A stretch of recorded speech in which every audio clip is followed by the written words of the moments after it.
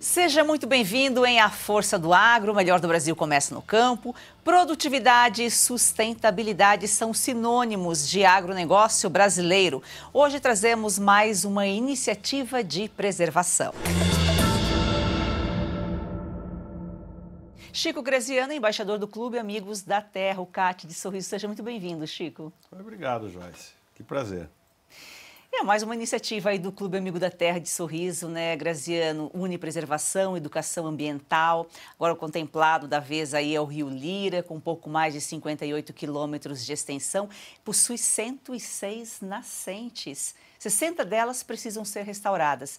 E tem todo um movimento aí para que essas nascentes sejam contempladas. 4 estão em processo de revitalização pela própria equipe do CAT Sorriso, em parceria com empresas, produtores. Pois é um trabalho muito interessante. Não é pioneiro, mas é quase pioneiro.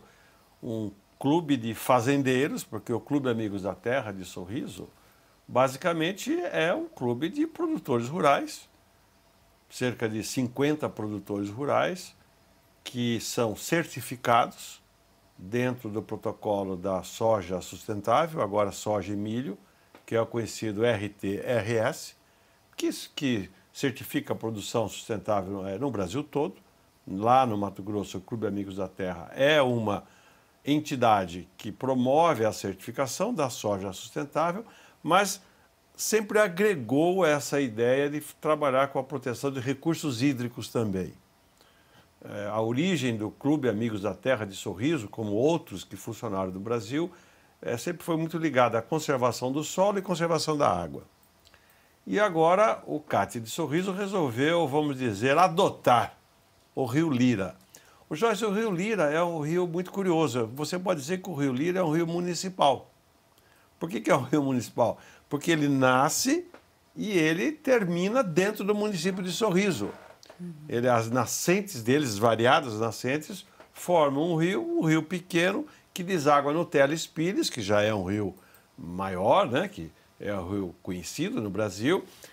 Então ele nasce e quando ele deságua, ele ainda está no município, não atravessou a fronteira. São poucos rios, vamos dizer, que são, assim, entre aspas, municipais. E o Clube Amigos da Terra resolveu, com a sociedade, conversando lá com muita gente, vamos proteger o nosso rio, que é o Rio Lira. É uma ideia bacana.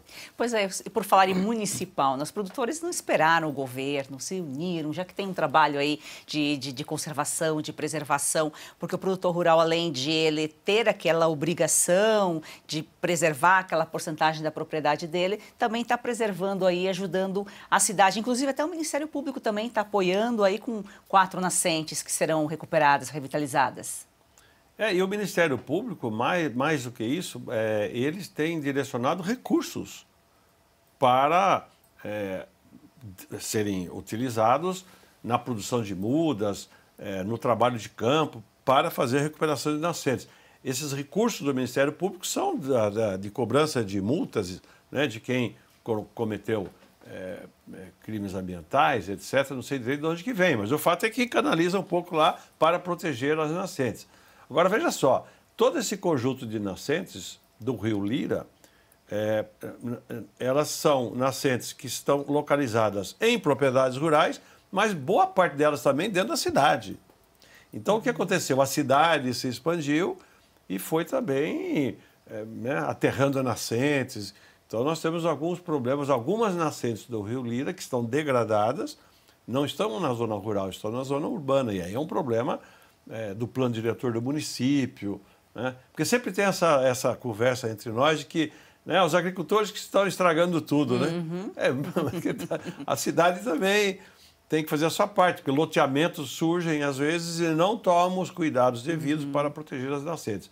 Eu diria, no meu conhecimento, lá em loco, que eu estou lá sempre, afinal sou embaixador do Clube Amigos da Terra, né, que é um título bacana que me deram, eu vejo que os produtores rurais de toda aquela região protegem bem as nascentes, pelo que você disse. O Código Florestal obriga você a proteger as famosas APPs, as áreas de proteção ambiental, que são aquelas que cercam nascentes.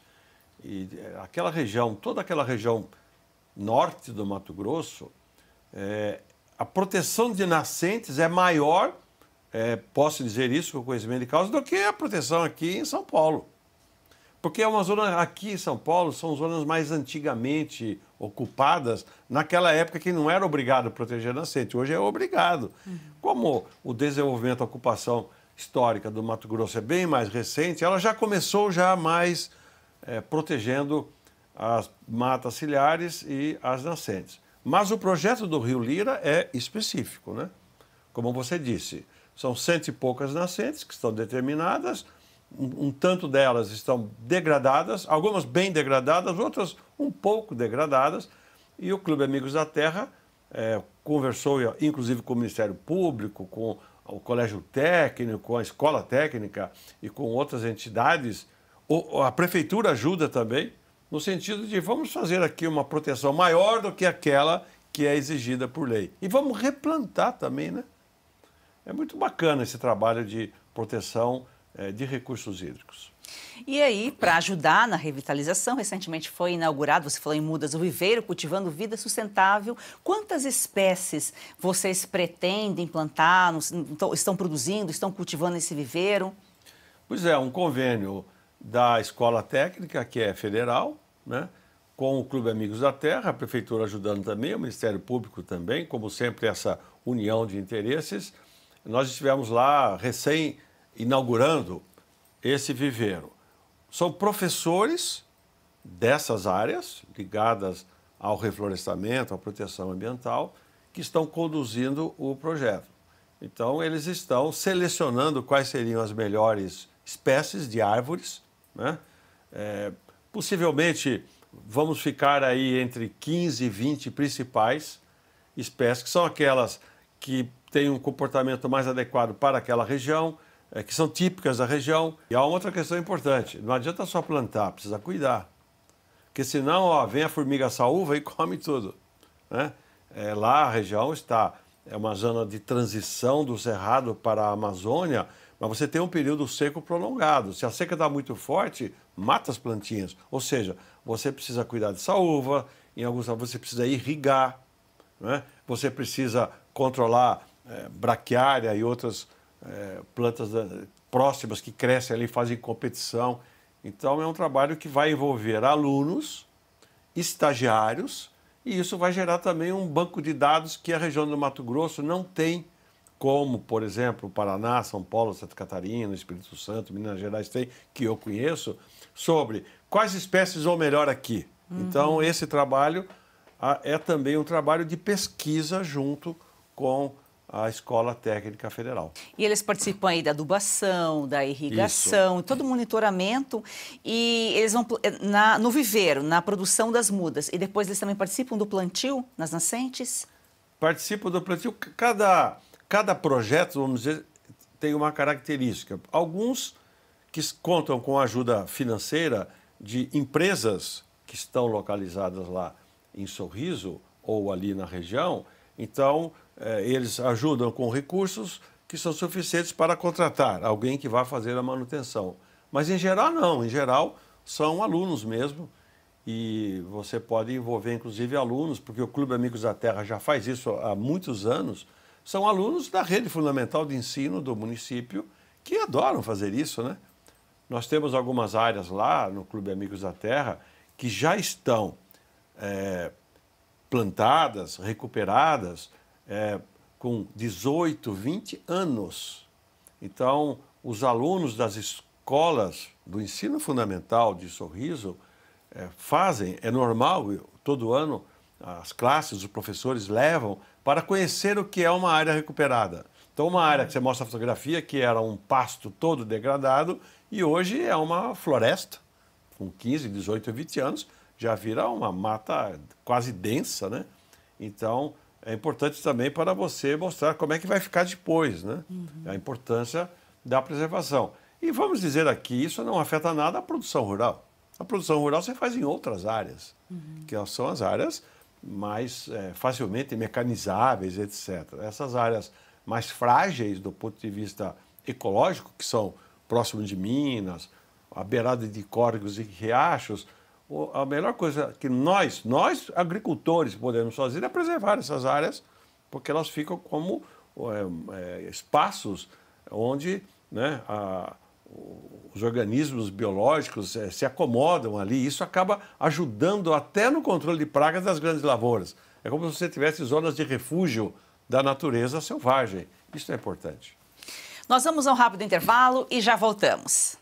Olha só, dica importante para você que sofre com dores crônicas no corpo, tem artrite, artrose, reumatismo, fibromialgia, inflamação ou desgaste nas articulações. Provavelmente está cansado de sentir dores.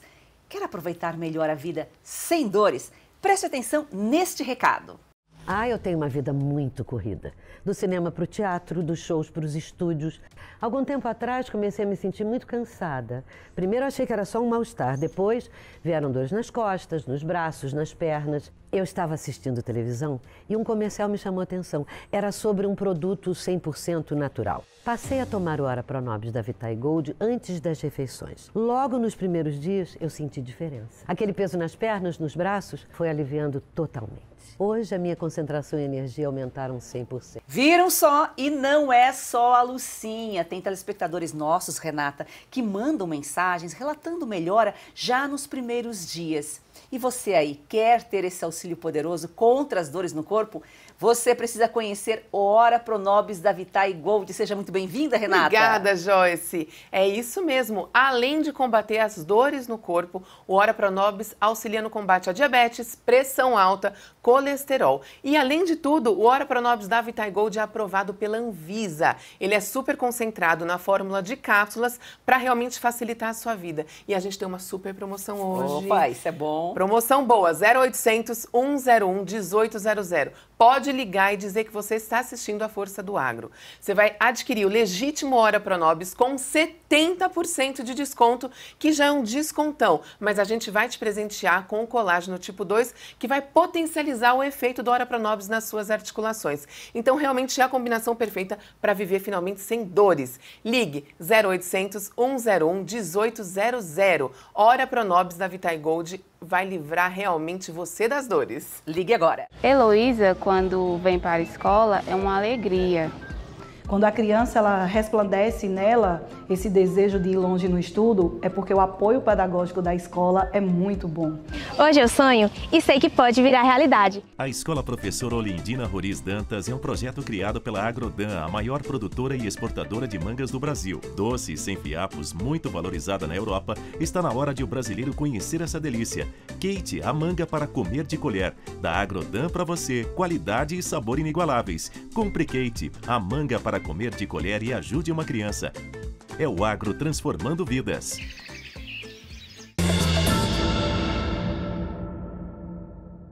Siga o nosso perfil no Instagram, aforçadoagro.1. Você falou das espécies aí, vai ter copaíba, gonçaleiro, jatobá, amógdon. Todas elas têm um tempo de crescimento que varia de uma para outra justamente por causa desse planejamento que vocês fazem, porque aquelas que precisam de sombra são plantadas posteriormente. A natureza é incrível, né? E é preciso esse conhecimento de um engenheiro agrônomo, de quem trabalha com essa área, para poder saber o que vem primeiro.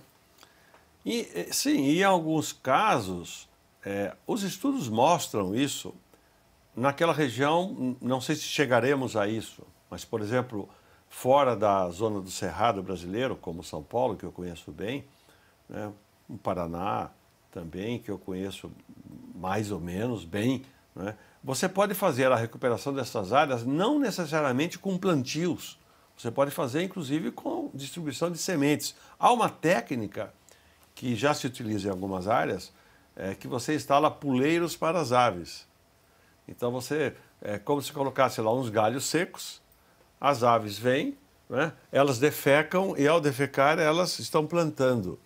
É claro que elas defecam sementes que ingeriram de algum lugar, então precisa ter as chamadas árvores matrizes. Então nós estamos todos aprendendo, eu diria, nesses últimos 30 anos, em variadas regiões, em variados biomas brasileiros, como que é a melhor forma de você fazer a recuperação de uma área degradada. Principalmente a recuperação de uma área degradada que protege nascentes. Então você junta a proteção da biodiversidade nessas áreas com a proteção do recurso hídrico, que é o valor que cada vez está ficando mais importante, haja visto essa mudança climática, muita seca em todos os lugares do mundo. As áreas desérticas do mundo estão aumentando, não estão diminuindo, né? Então, a preocupação com a proteção de recursos hídricos, ela se junta à proteção da biodiversidade, com florestas, com áreas florestadas, e isso está exigindo muita biologia, muita agronomia, muito estudo para saber qual é a melhor técnica. Você pega o mogno, ele demora para crescer, né? E há uma outra polêmica, é bem difícil. Existem espécies que são muito boas para fazer o crescimento inicial, mas elas não são próprias daquele bioma, elas são consideradas exóticas. E os ambientalistas puristas, vamos dizer, não, se é exótica não pode. Mas vem cá, se ela vai me ajudar, por que eu não posso? O Código Florestal permite recuperar áreas degradadas com espécies exóticas. Por exemplo, frutíferas, planta abacateiro. O abacate cresce rápido, a planta cresce rápido. Não é uma planta nativa do Brasil, mas ele produz fruta e os pássaros adoram. Então, por que não utilizar plantas exóticas, a exemplo do abacateiro? Pode ser qualquer outra. Manga também não é brasileira, é exótica a manga. Mas a mangueira é uma árvore densa, dá uma super sombra e produz frutos. E elas, então, podem participar desses projetos de recuperação, né? Esse processo foi iniciado em junho? Não, em junho nós inauguramos o viveiro, né, para a produção das mudas. O projeto de recuperação do Rio Lira, lá em Sorriso, ele já é mais antigo, já tem perto de 5 anos. Então ele está avançando, já há algumas nascentes que já estão com as árvores maiores, já foram plantadas, mas nós não tínhamos uma articulação ainda boa, como agora sim temos, com a escola técnica, por causa das questões, né, que precisam de botar conhecimento científico nisso, né, colocar os alunos para fazer TCCs, por exemplo, né, trabalhos de conclusão de curso sobre essas áreas. Então isso vai gerar um conhecimento que vai ficar para o futuro. Isso aqui é bacana. O projeto foi ampliado, né? Isso é legal e provavelmente o viveiro, vocês vão terminar a revitalização aí do rio, mas o viveiro provavelmente vai continuar. E possivelmente vai produzir mudas, porque ele poderá ser ampliado, ele é modesto, vamos dizer, mas ele poderá ser ampliado e produzir mudas para outras pessoas pegarem e levar para a sua propriedade, para a sua fazenda. O Mato Grosso é um estado muito jovem em termos de ocupação e, ao contrário, por exemplo, de regiões mais tradicionais, que você tem viveiro em todo quanto é lugar, nós temos poucos viveiros que produzem mudas, até porque essas áreas ainda estão muito cobertas por florestas, né? Muita gente não sabe, mas perto de 62% do território do Mato Grosso ainda é coberto por vegetação natural, seja no bioma Cerrado, seja no bioma Amazônia e seja no bioma do Pantanal. Então tem muita gente do sul, né, do sudeste, fala, acabaram com o Mato Grosso. Nossa, o Mato Grosso ainda está muito bem preservado, graças a Deus e graças aos produtores rurais, né, que fizeram a sua lição de casa, ampliaram as áreas de produção, mas preservaram essas áreas mais frágeis que são na beirada dos rios. E aqueles que antigamente não tinham feito isso, porque a legislação também nem obrigava, hoje estão todos eles fazendo, né? Porque a propriedade rural, Joyce, ela se embeleza, ela se valoriza quando você protege o meio ambiente. Não é... Tem muita gente que coloca uma briga, né? Agricultura contra o meio ambiente. Eu não vejo assim, nós do Clube Amigos da Terra não vemos assim. Nós temos que juntar o meio ambiente com a produção rural. A agricultura é natureza, é meio ambiente, não tem como caminhar separado. Mas no começo, na época que eu chamo porque escrevo muito, né, tenho livros publicados, nós, como eu, sempre chamamos. Nós tivemos uma fase de agricultura predatória no Brasil. Porque nem tínhamos tecnologia, nem sabíamos o que ia acontecer. Então, se você pega no século passado, meados do século passado, estou falando de 60, 80 anos atrás, muitos agricultores fizeram coisas hoje consideradas erradas, porque não se sabia como proceder. Em geral, nós copiamos aqui no Brasil aquilo que pegando aqui, por exemplo, em São Paulo, aquilo que os imigrantes trouxeram da Europa, né? Porque a Europa você não chove como chove aqui. A Europa não é uma região tropical.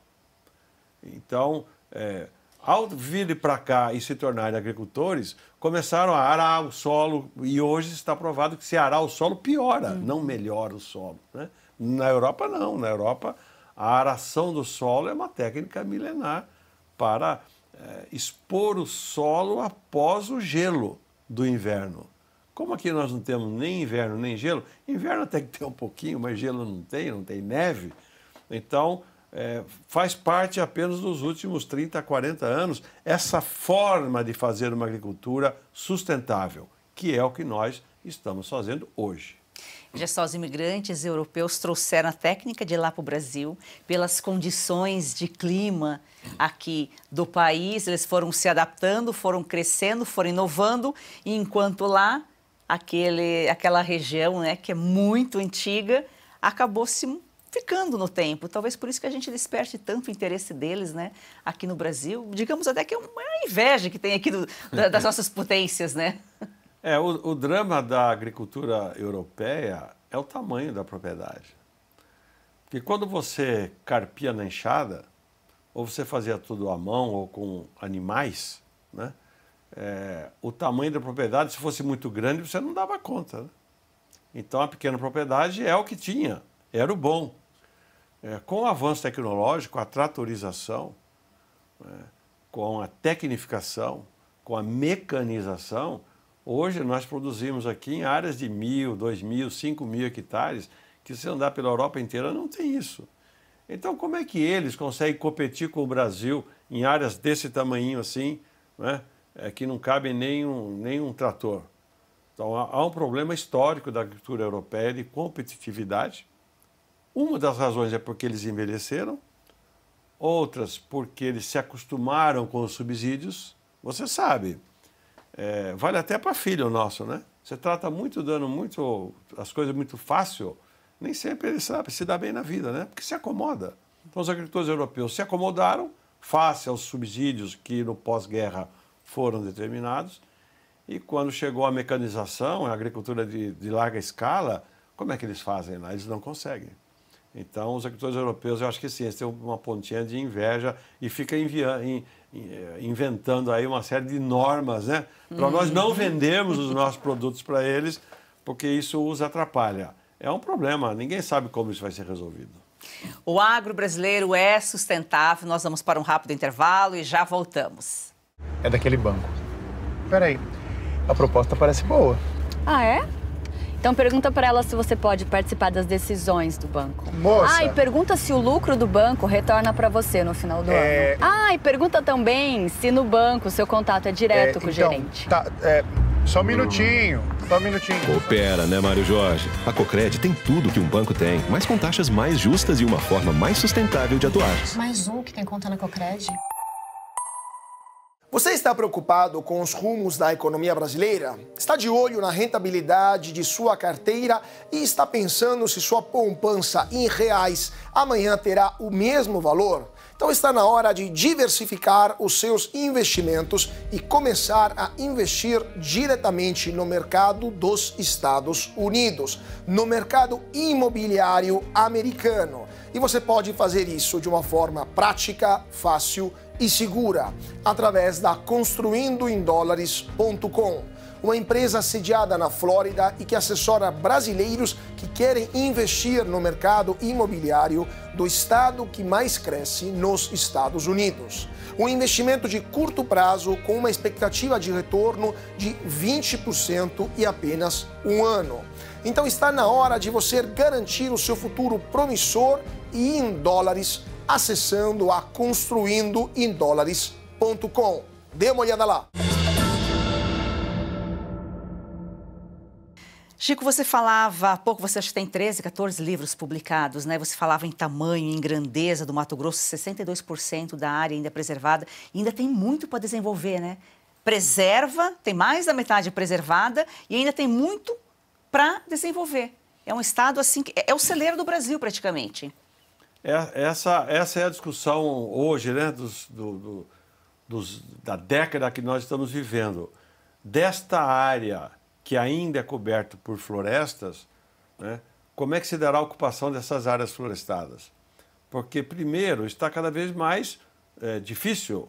Essas áreas, vamos dizer, as melhores áreas já foram ocupadas, né? O que nós vemos hoje é a grande frente de expansão do agro no Mato Grosso, em vários outros.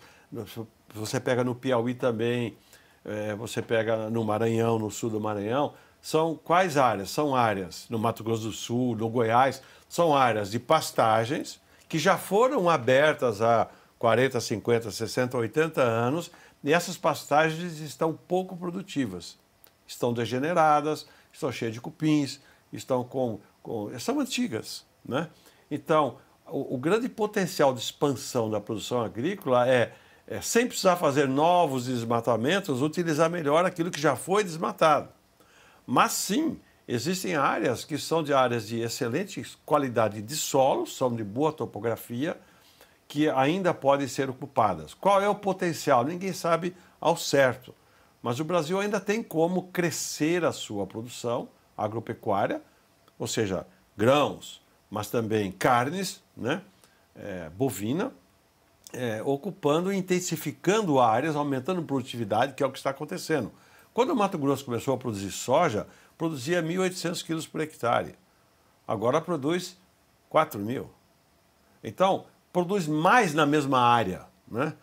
Nós estamos cada vez menos expandindo áreas. Nós estamos fazendo mais o quê? Nós estamos intensificando a produção na mesma área. Pesquisa, tecnologia aliada ao trabalho do homem do campo, né? Então, o projeto Águas do Lira, Seja Amigo das Nascentes, em novembro já deve ter mudas prontas para o plantio? Sim, já mudas deverão estar prontas, jovens ainda. Uma das pesquisas, ou várias pesquisas, vão acompanhar isso também. Qual é o tamanho melhor para você levar uma muda no campo, né? E qual a época melhor para plantá-las? E conforme a espécie, isso vai mudar ou não? Então, se é o mogno, se é a sucupira, qual é que vai melhor lá? Então, vem um trabalho muito intenso, né, de recuperação de áreas degradadas e, ao mesmo tempo, de geração de conhecimento para, no futuro, nós aprendermos melhor como fazer isso segundo a técnica moderna. E foi pensado justamente nesses estudos para coincidir novembro, que começa aí o período de chuva, novembro, dezembro, fevereiro? Não tem como escapar disso. Quanto mais cedo você plantar na época das chuvas, porque começa a chover em outubro. Então, se você tiver mudas, com certeza esse será o melhor momento, porque vai outubro, novembro, dezembro, janeiro, fevereiro, março, aí ela já se enraizou, já está maior, vai aguentar o período da seca. Se você plantar ela em fevereiro, ela vai começar, que legal, estou aqui, saiu foi para o campo, estou crescendo, vem a seca, provavelmente ela não vai resistir. Então, isso, quanto mais antecipar a produção lá no viveiro e logo para o campo, vai dar melhor resultado. Agora, aproveitando, às vezes tem alguém que está nos ouvindo, que nos acompanhando, está pensando aí em plantar algumas árvores. Essa técnica se aplica também para aquelas mudas frutíferas, que geralmente você compra elas maiores? Também é um período bom para plantar? Sim, claro. A não ser que você faça irrigação, né? Normalmente nós temos o quê? Vamos pegar o caso mais típico aqui da situação de São Paulo. Essa época, os dias são mais curtos e mais secos. Quando vira a inclinação da Terra e nós entramos na primavera, os dias vão ficando mais longos, mais luminosidade, e aí começa a chover. Então, o crescimento das plantas depende de luminosidade e depende de água. E tem que estar no solo, obviamente. Nas regiões do centro-oeste, né, esse ciclo é menos pronunciado, mas ele também é verdadeiro. A partir de setembro é a hora de plantar. Por isso que começa o plantio da soja. Se você tiver alguma pergunta ao Chico, você pode mandar para a gente, grave com o celular na horizontal e mande para a gente. O WhatsApp para você enviar o vídeo está aqui na tela. É o nosso quadro Pergunte ao Especialista. Chico, muito obrigada pela sua participação aqui. Imagine, eu que agradeço. É um prazer enorme. E gratidão a você que nos acompanha diariamente. Siga o nosso perfil no Instagram, aforçadoagro.1, e venha com a gente. O convite aqui é diário. Venha com a gente fazer do agro, esse campeão brasileiro, uma paixão nacional.